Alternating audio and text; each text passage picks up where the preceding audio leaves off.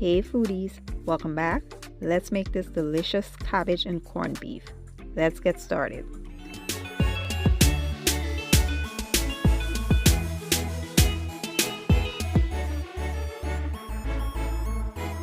Alright guys, let's take a quick look at our ingredients. Here I have a whole cabbage chopped and I'll be using grace corned beef.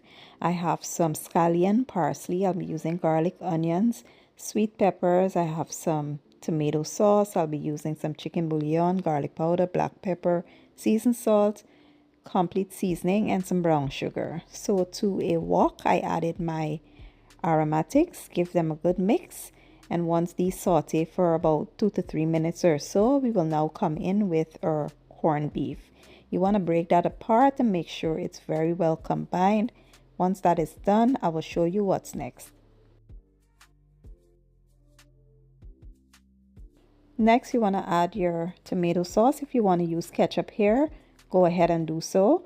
I also added a little bit of soy sauce just for color and mix that well to combine. Once that is combined, we will now add our cabbage.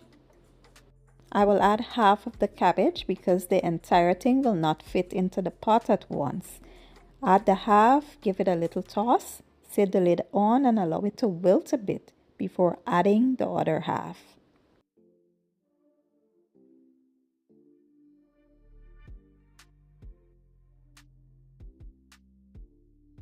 Now we'll add the other half and follow up with our seasoning for flavor and taste.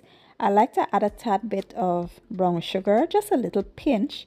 You really don't taste it in there, but if you're using ketchup, you can omit the sugar because ketchup is kind of sweet.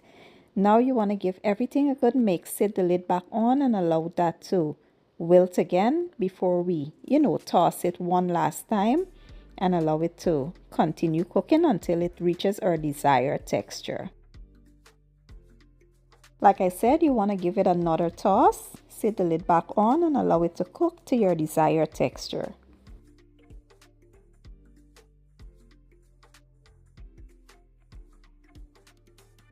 And lastly, I will garnish with my fresh herbs, give it a little toss, and that's basically it guys. Quick, easy, and simple. If you love cabbage and you love corned beef, you would definitely enjoy this. Now let me plate it up and show you guys the finished product.